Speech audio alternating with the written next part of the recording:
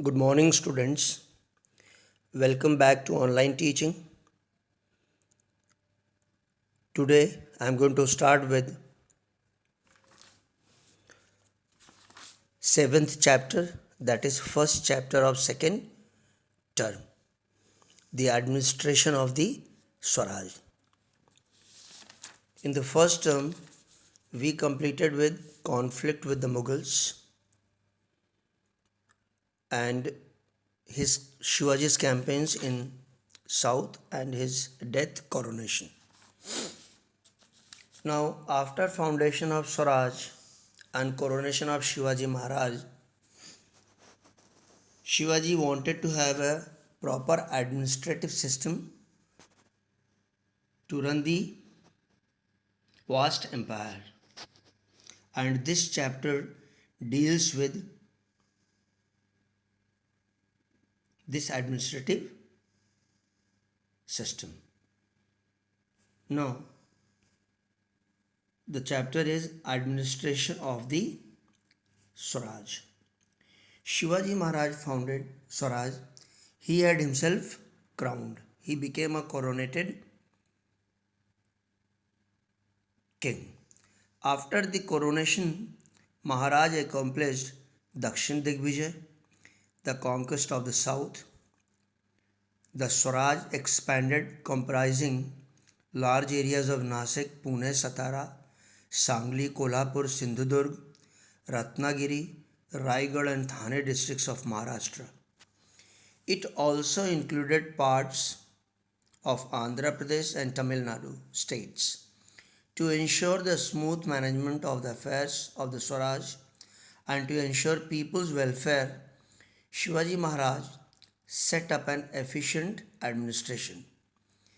And we shall get some information about administration of Swaraj in this chapter. Ashtapradhan Mandal, that is Council of 8 Ministers. Now, if you look at this chart, Ashtapradhan Mandal of Shivaji Maharaj, name of the minister, Moro Trimbak Pingle, designation that is post Pradhan. Pradhan means head, running the administration and making arrangements for the conquered territories. That was his work. Ramchandra Neelkant Majumdar, Amatya, keeping the accounts of the state. That is, he was a treasurer. Annaji Datto, Sachiv, secretary, preparing royal edicts. Dattaji Trimbak Waknis, Mantri, correspondence. Hambirao Mohite, Senapati, organization of the army and protection of the kingdom. Ramchandra Trimbak Dabir, Sumant, foreign relations. Neeraj Raoji, Nyayadhish, dispensing justice. And Mureshwar Pandit Rao, looking after religious matters. Now see, during medieval period, religion played a very important role, and as a result, this post was created which looked into all the religious affairs of the empire. Now let us go to the Ashtapradhan Mandal or Council of 8 Ministers. This is how, if you compare it in modern time, this is how, modern administration is based on, where, we have Prime Minister and his Council of Ministers. At the time of his coronation, Shivaji Maharaj appointed a council of 8 ministers.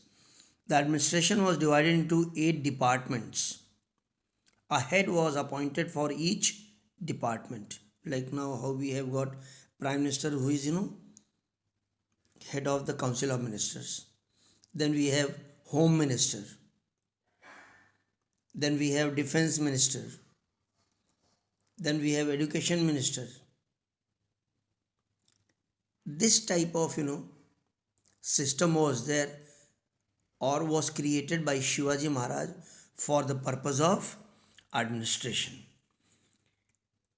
These 8 heads of department constituted the Ashtapradhan Mandal or council of 8 ministers. Maharaj alone had the power to appoint a minister or to remove him from his position. Shivaji Maharaj, he had this sole power where he could appoint any minister or he could remove any minister. The ministers were answerable to Maharaj for the administration of their respective department. That means charge of each department. He was, responsible of his department and was answerable to Maharaj or the king. This way, the king or Shivaji Maharaj controlled all these ministers, and from time to time he had a check over their working or function. Shivaji Maharaj selected the council, that is, all this Ashtapradhan Mandal or council of 8 ministers were selected on the basis of their merit and achievements, on the basis of their knowledge about a particular work, and on that basis, they were appointed and they were selected and appointed.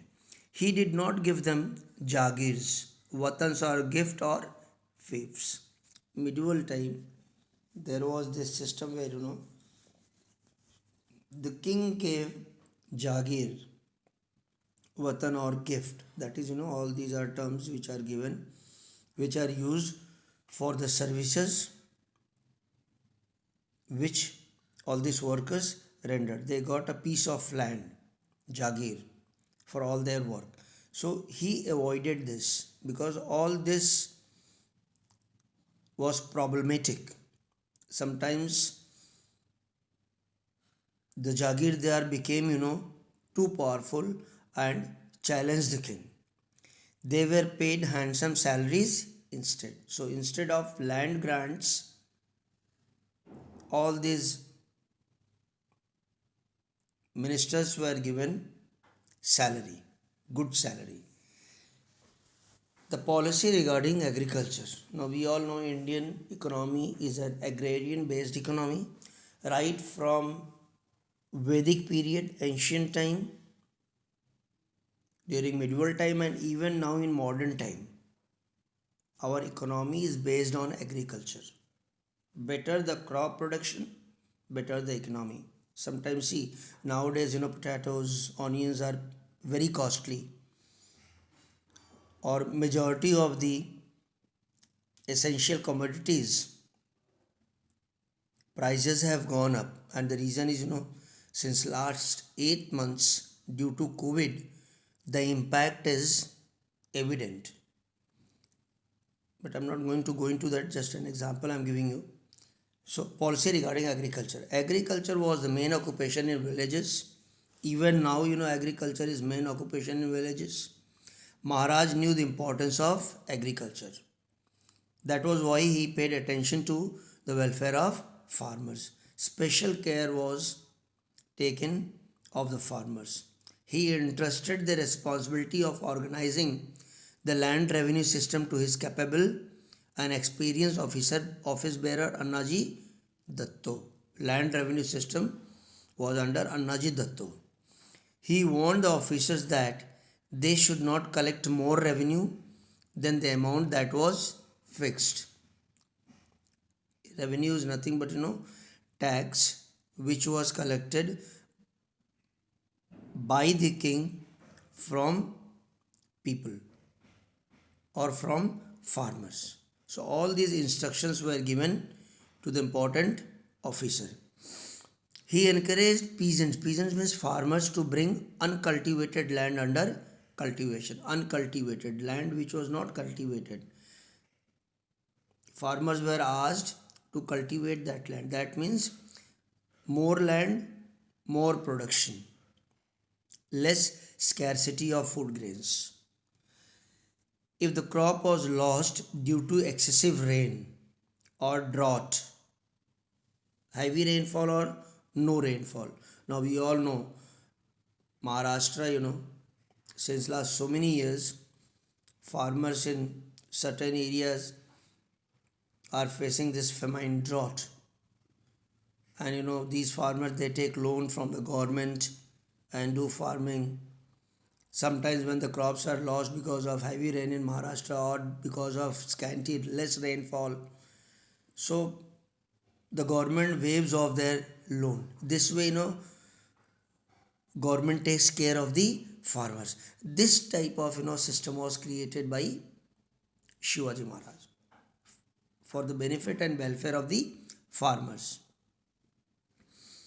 Or if any enemy army had devastated the area of the villages, remissions were granted in land revenue and other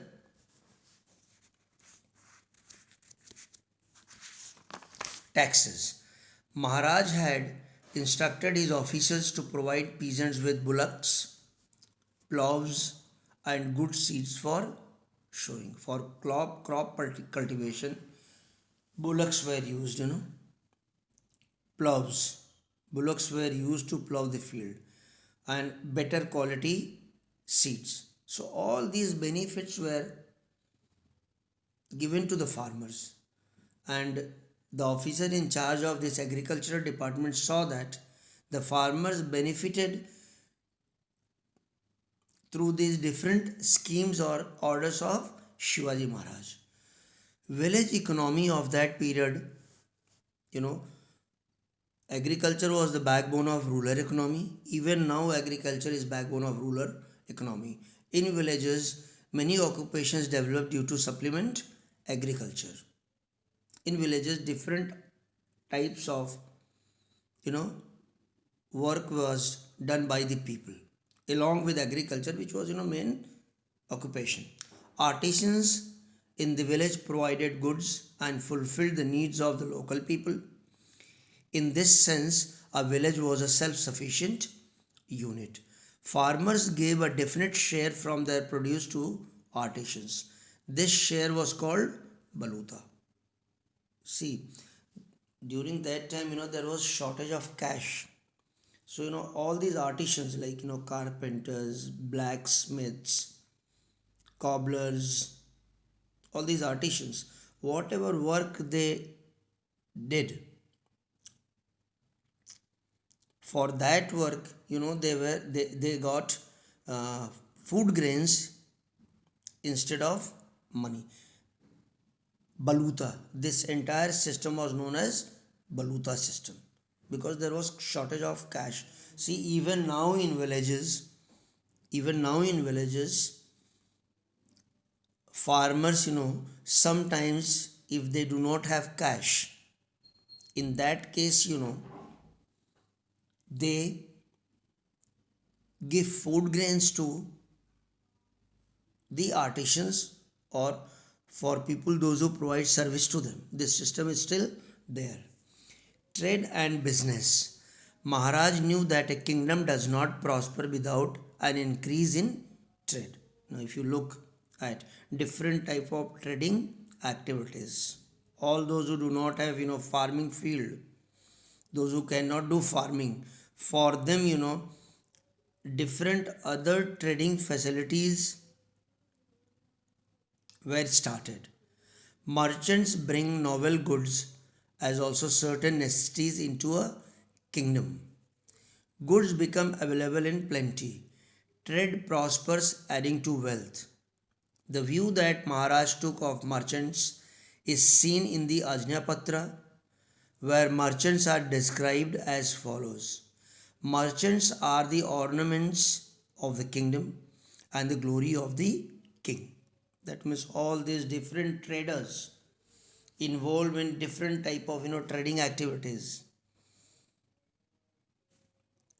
as they provide opportunities to trade, that increases the revenue of the state or revenue of the kingdom. So merchants played a very important role in economy of the kingdom. It was the policy of Maharaj to protect industries. An excellent example of this is the salt industry. He protected the salt industry in Konkan At that time, traders imported salt from Portuguese territory and sold in Swaraj from other part of India or the areas which were under Portuguese. So traders brought salt from there and sold it in the Swaraj. That affected the local trade in Konkan areas. So Maharaj charged heavy duty on the salt imported into Swaraj from Portuguese territory.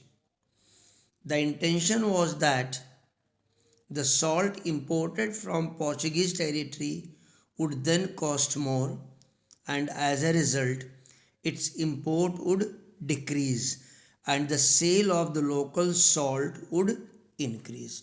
This was the motive behind charging heavy duty on salt imported from Portuguese territory. So this type of system was created. Now see, during this COVID, large number of people from bigger states like Maharashtra, Gujarat, they have gone to their native places. Now in those villages where these workers have gone, the present government is providing different type of giving different type of job opportunities to this migrant laborers during time of COVID. You will find more people in villages involved in different activities now. So village economy and villages are very important for prosperity of our country. Right from Vedic age, medieval age, and even in modern time. The military organization. There were two main divisions of the army of Shivaji Maharaj, infantry and cavalry. In the infantry, there were officers such as Havaldar, Jumledar, etc. The chief of the infantry was called Sarno Bat.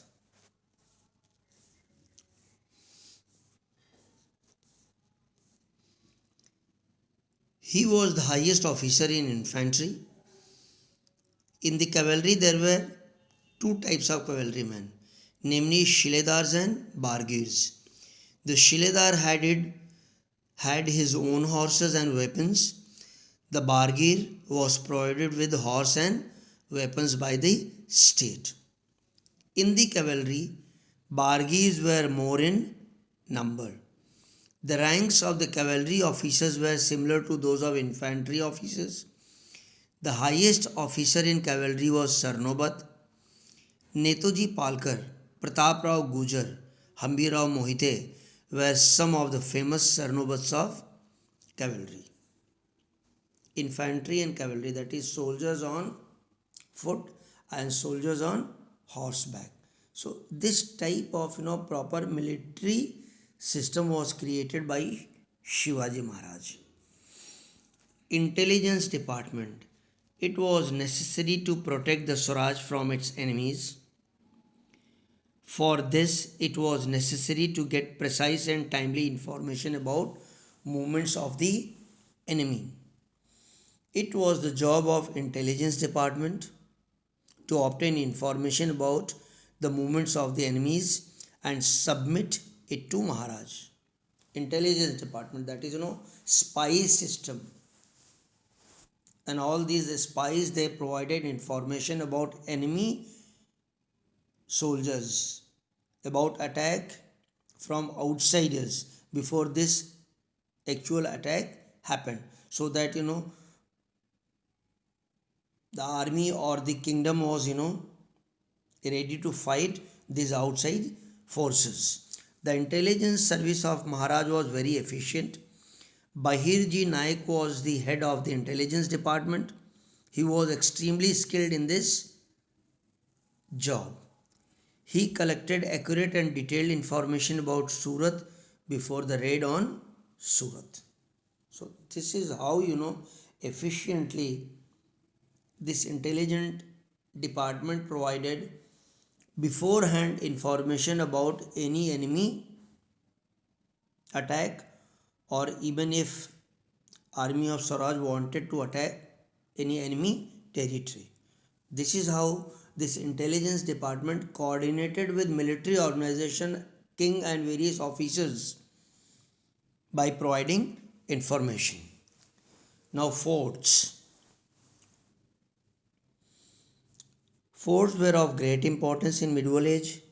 Possession of a fort made it possible to keep an eye on surrounding area. Why this fort? Because this entire Maharashtra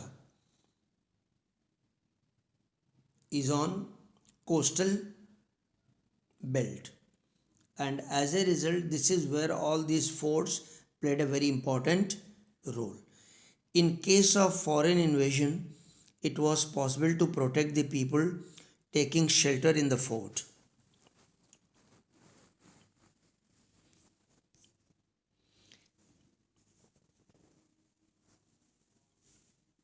It was possible to stock the fort with food grains, war materials, ammunition, and military garrison.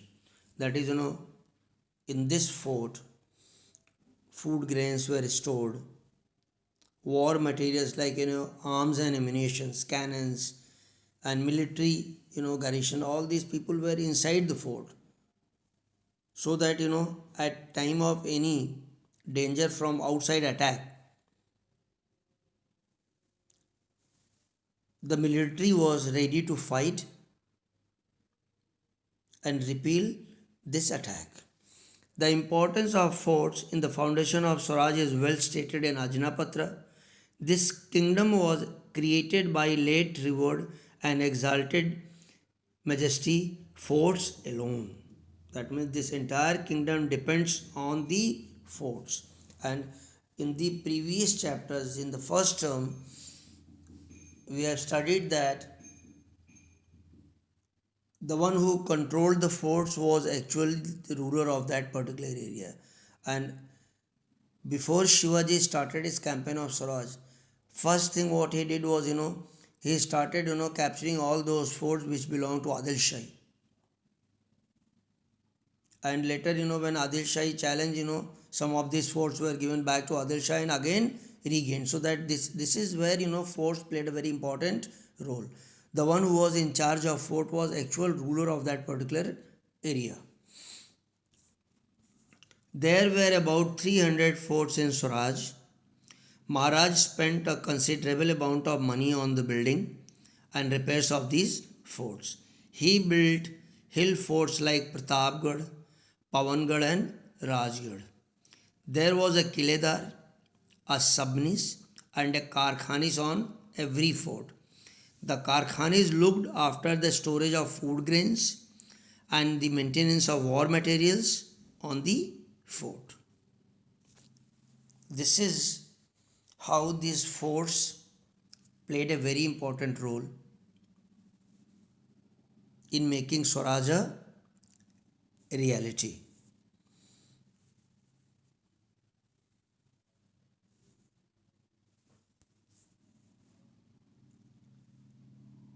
Sea forts. Maharaj knew the importance of sea forts. Land fort, that is on plain land, hill forts, that is forts which were built on hillock or on a top of a hill, and sea fort, that is forts which were within the proximity of sea. That means during high tide the fort itself was surrounded by water, like Janjira Fort at Alibag is the best example of sea fort. Maharaj knew the importance of sea forts too. One of the sea forts that he built was Sindhudurg at Malwan. It is an excellent sea fort.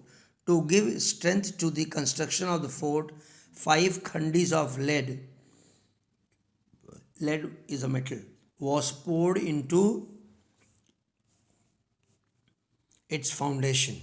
A sea fort called Padamdurg was built in front of Rajapuri in order to counter the Siddhi power.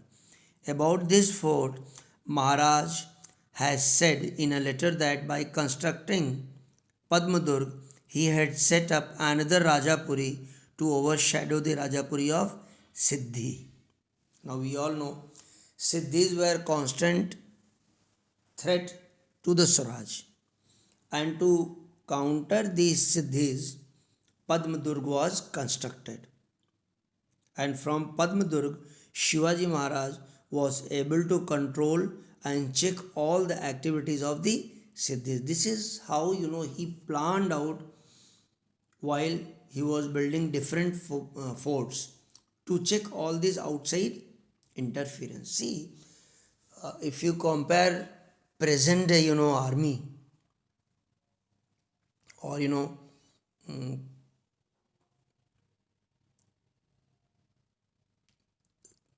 military system of India, we have got three forces: army, navy, and air force.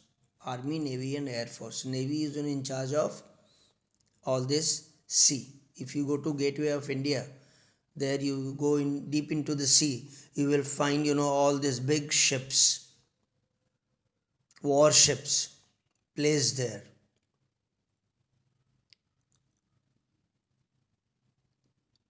This is where all these forts, strategic coastal areas play a very important role in safeguarding the boundaries of the kingdom. Now students, I will end it here. Please go through the chapter. Any difficulty, please do ask me. Stay home, only when necessary go out, and use mask and sanitizer. Thank you. Be safe.